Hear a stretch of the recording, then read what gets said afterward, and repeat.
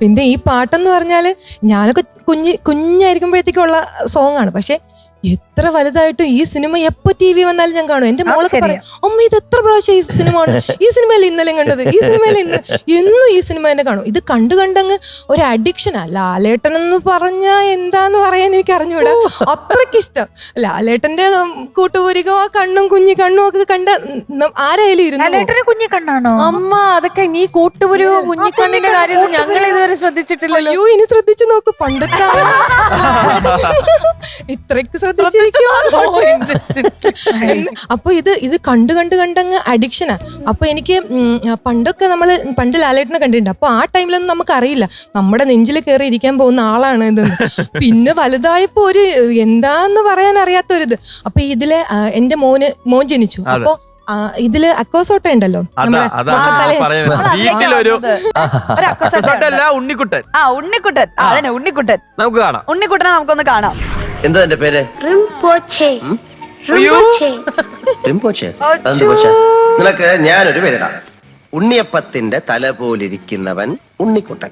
ഉണ്ണിക്കുട്ടോ ഉണ്ണിക്കുട്ടോ ഉണ്ണിക്കുട്ടാ. ഇതാരത്? എന്റെ മോനാണ്.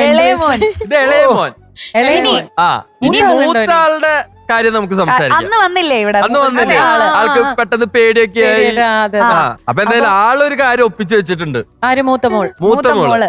ഇതെന്താ സാധനം ഒന്ന് പറഞ്ഞു. ഒന്ന് ഞങ്ങൾക്കൊന്ന് ഇതാണ് സംഭവം. വിവരിച്ചു തന്നെ.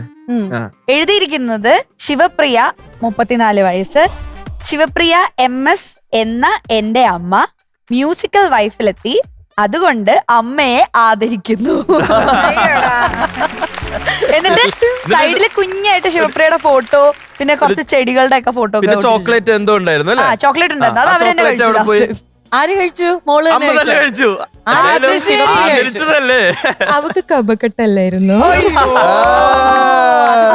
ഞാൻ കഴിച്ചു. അല്ല, ആക്ച്വലി പാവം ഇത് റൂം അടച്ചിരുന്ന് ചെയ്യുമായിരുന്നു. അപ്പൊ ഈ ചോക്ലേറ്റ് ഒട്ടിക്കാൻ വേണ്ടിയിട്ട് നിറച്ച് പശയൊക്കെ വാരി തേച്ച് തറയെല്ലാം കുളമാക്കി. അപ്പൊ അവളുടെ അമ്മൂമ്മ പറഞ്ഞതാ, നോക്ക് മോൾ ഇവിടെ എല്ലാം പശയാക്കി വെച്ചിട്ടുണ്ടെന്ന് പറഞ്ഞു. ഞാനപ്പോ കുറച്ച് കഴിഞ്ഞപ്പോ പറഞ്ഞു, അമ്മയ്ക്കൊരു സർപ്രൈസ് ഉണ്ട് കേട്ടോ. അപ്പൊ അവരുടെ കുഞ്ഞു മനസ്സിൽ ഇതെന്ന് വെച്ചാൽ അവരുടെ ഏറ്റവും വലുത് ആരോ കൊടുത്ത ഒരു ചോക്ലേറ്റ് സൂക്ഷിച്ചാലും ഒട്ടിച്ചു വെച്ചിരിക്കാം.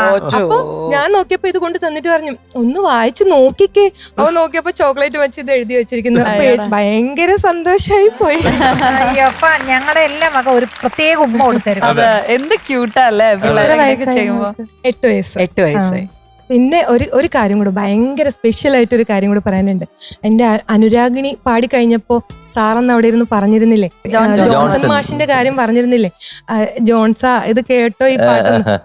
ഇതെന്റെ മോൻ കേട്ടിട്ട് ഇത് ഇങ്ങനെ കുറെ പ്രാവശ്യം ഞാൻ റിപ്പീറ്റ് അടിച്ച് ഇങ്ങനെ കേട്ടോണ്ടിരിക്കുവാണല്ലോ. അപ്പൊ ഇതെല്ലാം കുഞ്ഞു അടുത്തിരുന്ന് കേൾക്കുന്നുണ്ട്. അപ്പൊ ഇവൻ ഇത് അതേപടി ഒരു ദിവസം അനുകരിച്ചു. ഇത് TV-യിൽ ഇങ്ങനെ കണ്ടപ്പോ പുള്ളിക്കാരൻ അകത്തിരുന്നോണ്ട് ജോച്ചാ വിശ്വസിക്കത്തില്ല. ഞാൻ തന്നെ ഞെട്ടിപ്പോ, ഇതെവിടെ നീ കുഞ്ഞു ജോച്ച വരുന്നേ?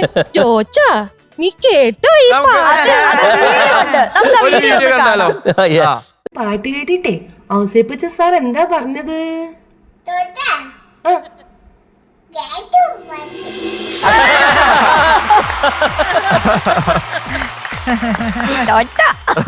അതാ കൊച്ചു കുട്ടികളുടെ മനസ്സിൽ വരെ ആ വാക്കങ്ങ് കേറിപ്പോയി. അതാ സന്തോഷായില്ലേ? മനസ്സിൽ കളങ്കമില്ല, അതാണ് എന്റെ കാര്യം. ഓക്കെ.